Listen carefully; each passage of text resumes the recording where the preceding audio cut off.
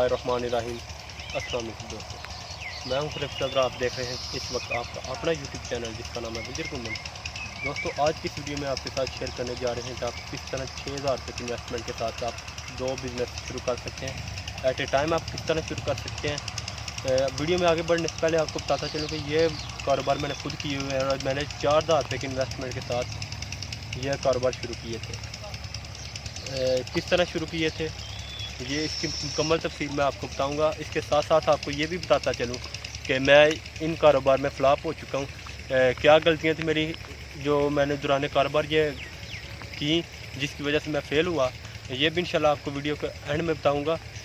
दोस्तों, अगर बात की जाए इस वीडियो के खसूसी तौर पर 5 फेजेज़ होने वाले हैं। पहले फेज़ में मैं आपको इंशाल्लाह यहाँ पर पहले फेज़ में इंशाल्लाह आपके साथ मैं शेयर करूँगा कि आपका टाइम टेबल इस दौरान क्या होना चाहिए, क्योंकि किसी भी काम में यहाँ इस दुनिया में जो मेरे ख्याल से कीमती सबसे चीज़ है वो है टाइम।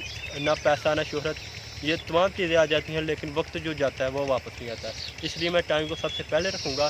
इसके बाद दूसरे नंबर पे आ जाती है आपकी मार्केटिंग, कि आपने मार्केटिंग किस तरह करनी है अपने प्रोडक्ट की। इसके अलावा जो तीसरे नंबर पर काम आ जाता है वो काम है कि इन्वेस्टमेंट।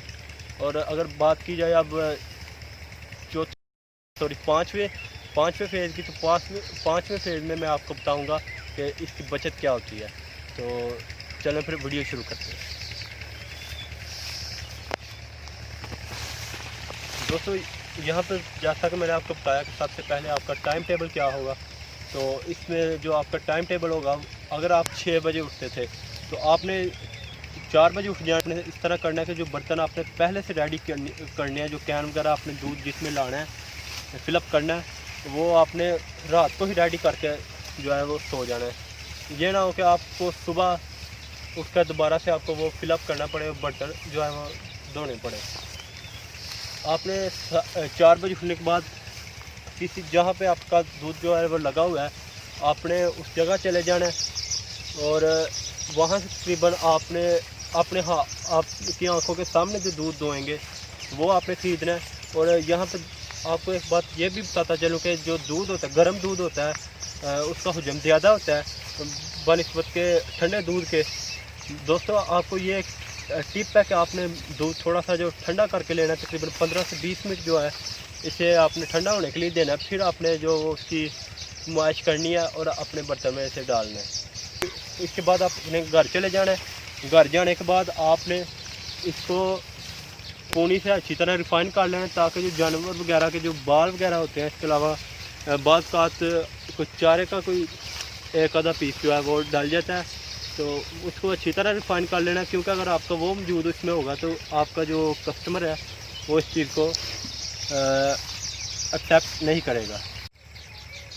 दोस्तों, अगर आप 1 मन जो दूध से काम शुरू करते हैं तो इस प्रोसेस में आपके लगेंगे तकरीबन 45 मिनट से 1 घंटा जो आपका टाइम रिक्वायरमेंट होगा 1 मन दूध को इकट्ठा करने के लिए।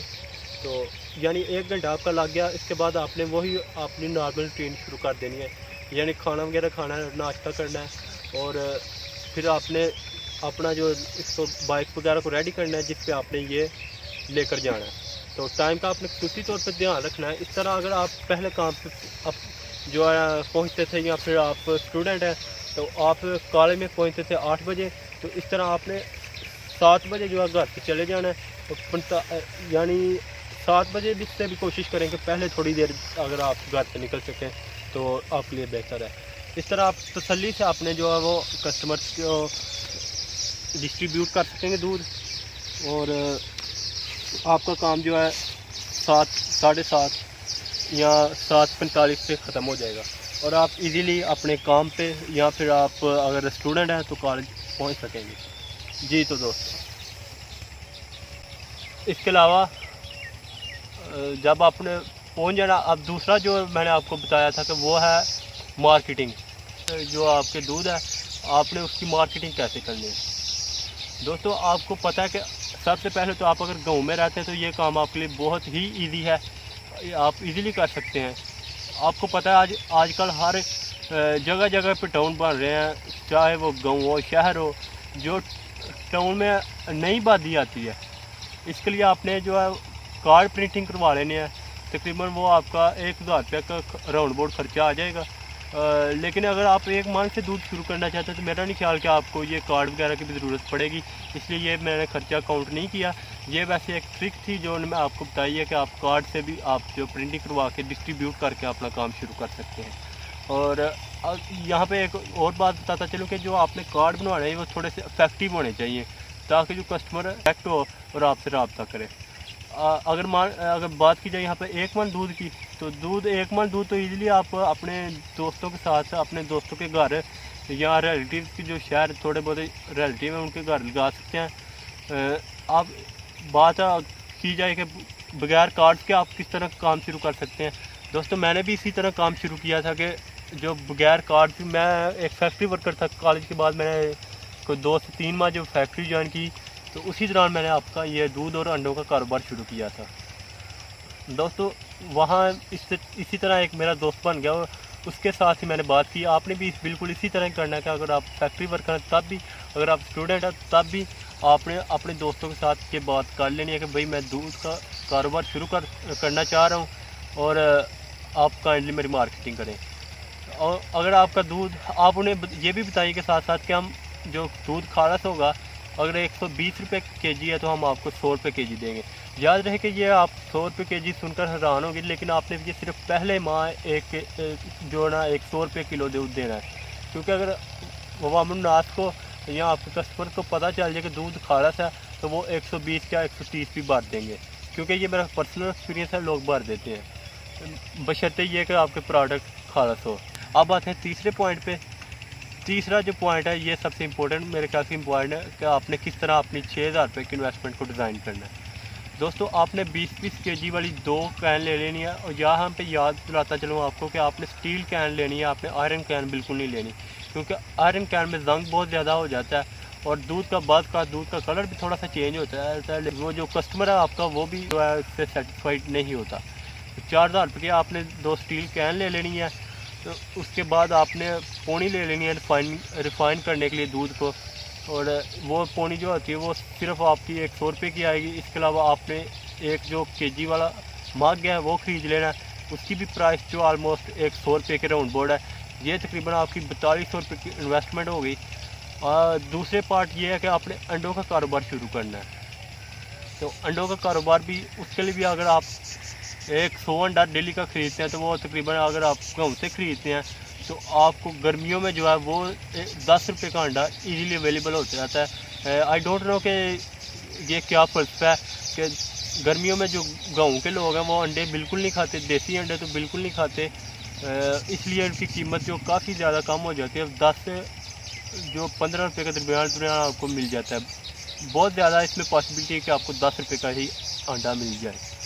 अच्छा, तो 10 रुपये का अंडा यानी आप 1000 रुपये के 100 अंडे ख़रीदें तो आपका इजीली वहाँ जाकर 15 से 20 रुपये का जो फी अंडा है वो सेल हो जाता है, यानी एक अंडे में आपको 5 रुपये जो बचत आ गई।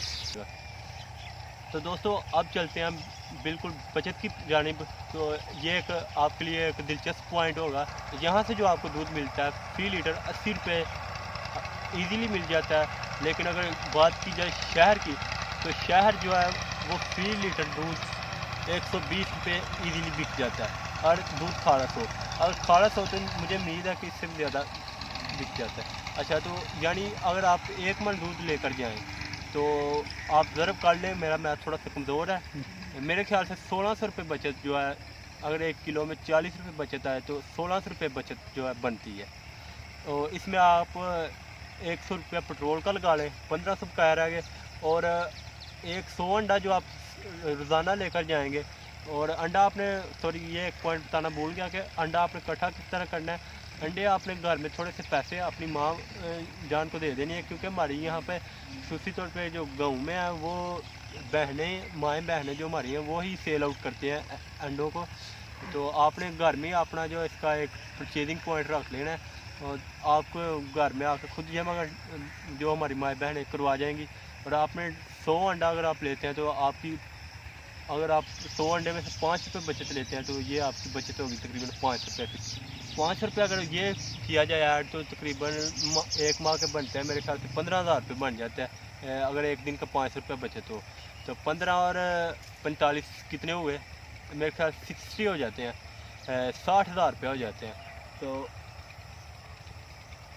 60,000 रुपये आप इजीली जो है एक मंथ का जो इजीली अर्न कर सकते हैं। ये एक वीडियो थी। आप अगर बेरोज़गार हैं, स्टूडेंट्स हैं या फिर फैक्ट्री वर्कर हैं तो आप ये काम इजीली शुरू कर सकते हैं। अब लास्ट पॉइंट की तरफ दोस्तों चलते हैं कि मैंने जो गलती इस काम में की, यकीन जानिए कि ये दोनों कारोबार मैंने किए हुए हैं और 4,000 रुपये की इन्वेस्टमेंट से मैंने किए थे। ये इसलिए शुरू किए हैं, मैं जो ना आपको बताया कि आप भी को एक स्ट्रेट फॉरवर्ड लाइन मिल जाए ताकि आप वो बजाय कि आप ठोकरें खा खा के इधर उधर भटकें। आपको मैंने ये एक वे बताया। अब आ जाते हैं गलती की जानिब के मैं यकीन कर इस काम को एंजॉय कर रहा था, लेकिन कुछ गलतियां मेरे मुझसे हुई जिसकी वजह से मेरा कारोबार फ्लॉप हुआ। वो गलतियां यही थी कि मैंने काम शुरू किया था सर्दियों में। तो सर्दियों में मैं जो मुझे अच्छी खासी जो बचत आ रही थी, लेकिन मैंने कभी इस बारे में सोचा ही नहीं था, ना ही मुझे किसी ने गाइड किया था कि ऐसा भी होगा। तो सर्दियों में तो मैं लेकर जाता रहा, लोगों के पास दूध वाफर था, मुझे देते रहे और मैं लेकर जाता रहा और अपनी बचत कमाता रहा और उन्हें भी जो है वो देता रहा। जो उनकी पेमेंट बनती है हर माह 10 तारीख को मैं उनको पे कर देता था। अच्छा, जब आई अब गर्मियों की बारी तो दूध वही था, लेकिन जो हमारे मेरे भाई थे कुछ, वो मुझसे जो है ना वो पेशगी मांगने लग पड़े गर्मियों आते ही, क्योंकि गर्मियों में डिमांड मैंने आपको पहले भी बताया दूध की ज़्यादा होती है। तो मैंने ये गलती की थी कि मैंने वो जो कमाता था वो उड़ा देता था, मैंने बचत कोई नहीं थी उसमें की और मुझे ये अंदाज़ा ही नहीं था कि मुझे पेशगी भी गर्मियों में देनी पड़ सकती है। तो मेरे पास देने के लिए कुछ नहीं था, तो जिसकी वजह से मेरा ये कारोबार फ्लॉप हुआ। तो दोस्तों आपने सॉरी दोस्तों, आपने ये जो बचत होनी है इसमें से अगर आपकी एक मिसाल 60,000 रुपये की बचत है तो आपने इसमें से 20,000 रुपये कोशिश करनी है, होती तो नहीं लेकिन आपने करनी है ताकि आप गर्मियों के लिए प्रिपेयर हो सकें और ये जो आपका कारोबार है ये लॉन्ग टर्म कारोबार आपके लिए साबित हो। आज की वीडियो आपको किस तरह की लगी हमें कमेंट सेक्शन में ज़रूर बताइएगा और अल्लाह हाफ़िज़।